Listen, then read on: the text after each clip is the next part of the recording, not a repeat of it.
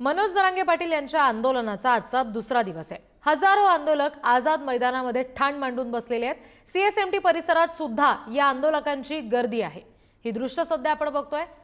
उपोषण स्थळ आहे मनोज जरांगे पाटील यांचा, सध्या ते आराम करतायत आणि दुसरीकडची दृश्य आहेत। सगळे मराठा आंदोलक आपल्याला पाहायला मिळतात जे जोरदार घोषणाबाजी करतायत। भर पावसात हे सगळे आंदोलक घोषणा देत आहेत। आणखी तपशील घेऊया, प्रतिनिधी विपुल पाटील आपल्याशी जोडले गेलेत त्यांच्याकडून। विपुल, सध्या मराठा आंदोलक घोषणा देताना दिसतात, काय नेमकं म्हणतायत ते?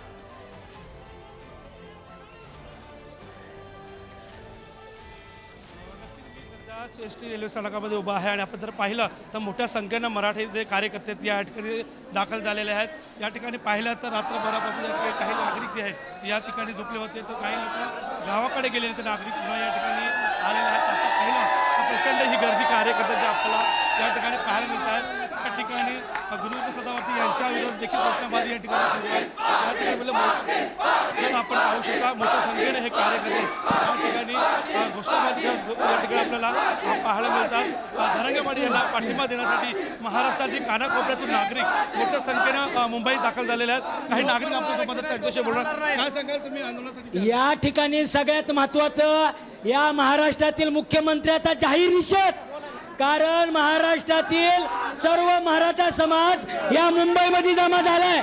कारण या मराठा माणसाचा सर्व इथं कुणाचंच घर नाही, दार नाही, उठायला बसायला काही व्यवस्था नसताना महाराष्ट्रातील मुख्यमंत्र्यांना मराठ्याला पुन्हा येण्यात काढले। कारण 3 दिवसापासून आज 5 दिवसापासून मराठा समाज जरांगे पाटलाच्या ताप्यात सोबत आज आरक्षणाच्या या आझाद मैदानावर बसलेला असताना महाराष्ट्राचं मुख्यमंत्री झोपलं काय? त्याच्या कानात बोळे घातले की काय? त्याला दिसत नाही काय? मंत्रिमंडळ झोपलं की काय? आज जरांगे पाटील गेल्या 3 वर्षापासून मराठा समाज हा लढा लढतोय। तर मग मला म्हणायचंय या आपण जर पाहिलं तर सदावर्तेच्या विरोधात घोषणाबाजी होते। ऐका सदावर्तेंना या ठिकाणी या समाजाच्या वतीनं एवढंच सांगतो, इथं गोर गरीब सर्व समाज बांधव आपल्या स्वतःची चटणी भाकर बांधून आणि इथं रात्रभर भेटल त्या ठिकाणी पाण्या पावसात कुठेही थांबू लागला।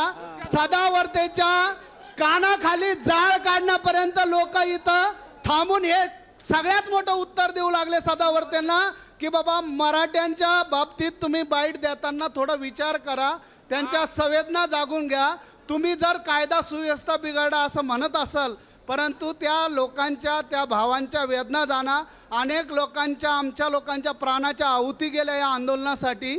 आमच्याकडं आतापर्यंत 10 मुख्यमंत्री झाले, आतापर्यंत आम्हाला न्याय मिळाला नाही आणि आता सुद्धा चालवत आम्हाला पुढे ठेवणं चाललं। हा आमचा अन्याय मिटला पाहिजे म्हणून न्याय हक्कासाठी आम्ही इथं आलो आणि आमची चांडाळकी करण्याचं काम सदावर्ते करतात। मी सर्व तरुण बांधवांच्या वतीनं, सर्व मराठा समाजाच्या वतीनं या सदावर्तेचा जाहीर निषेध करतो।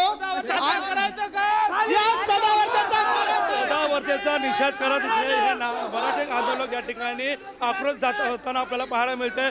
आता जर आपण पाहिलं तर नेमकं या रेल्वे स्थानकामध्ये आपण पाहिलं तर कुठलाही रेल्वेवरती परिणाम नाही, परंतु या ठिकाणी या कार्यकर्त्यांची आपल्याला गर्दी होताना या ठिकाणी आपल्याला पाहायला मिळतंय। तसंच या ठिकाणी जर पाहिलं तर मोठ्या संख्येने पोलीस बंदोबस्त सुद्धा आपल्याला या ठिकाणी पाहायला मिळतोय। त्यामुळे आता या ठिकाणी जर आपण पाहिलं तर नेमकं सरकार नेमकं ह्याबाबत काय निर्णय घेतं हे पाहणं फार महत्त्वाचं ठरणार आहे।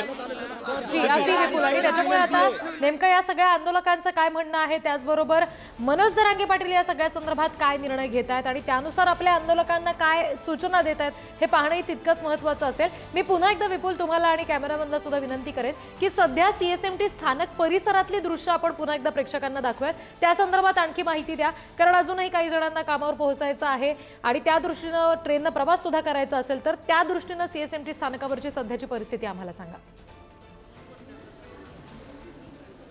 हो, सध्या आपण जर या ठिकाणी पाहिलं तर मोठ्या संख्येने सकाळचे जे कामावर जाणारे चाकरमानी आहेत त्यांनाही याचा फटका बसलेला आहे. कारण मोठ्या संख्येने मराठा कार्यकर्ते या ठिकाणी असल्याने त्या ठिकाणी गर्दी असल्यामुळे नागरिकांना थोडासा त्या ठिकाणी आपल्याला गर्दी झाल्याचं आपल्याला पाहायला मिळतं आहे. मात्र रेल्वे ह्या ठिकाणी सुरळीत सुरू असली तरी मात्र मराठी कार्यकर्त्यांची मोठी गर्दीमुळे या ठिकाणी जर पाहिलं तर नागरिकांना ये जा करण्यासाठी मोठ्या अडचणी होतात. कारण की ते मराठी कार्यकर्ते आहेत या ठिकाणी झोपलेले आहेत. आपण जर पाहिलं तर त्यामुळे ते आपल्यासोबत काही नागरिक आहेत त्यांच्याशी बोला. काय सांगाल तुम्ही कामावरती जायला निघाले? गर्दी खूप आहे, गर्दी खूप आहे, कामाची गर्दी खूप आहे. हा? या ठिकाणी गर्दी असल्याचं महिला आपल्याला सांगतात. इथे काही इथे महिला काय सांगाल का की या ठिकाणी मोठ्या प्रमाणात गर्दी झाली? काय हो आम्हाला जायचे वांदे होतात इथे एवढी गर्दी आहे. चला चला नागरिकांना इथून जायला गर्दी होत असं जे या ठिकाणी रेल्वे प्रवासी आहेत ते सांगतात. त्यामुळे आता या ठिकाणी सुद्धा पोलीस बंदोबस्त मात्र नागरिकांना सुरक्षेसाठी या ठिकाणी काय नियोजन होतं हे पाहणं महत्त्वाचं आहे. अगदी निश्चित. आणि त्याच्यामुळे पुढारी न्यूजवर ही सगळी दृश्य पाहता आता पुढचं नियोजन जे काही असेल प्रवासांचं ते निश्चित प्रेक्षकांना करता येईल. धन्यवाद विपुल या सगळ्या दृश्यांसाठी आणि तुम्ही दिलेल्या सगळ्या माहितीसाठी.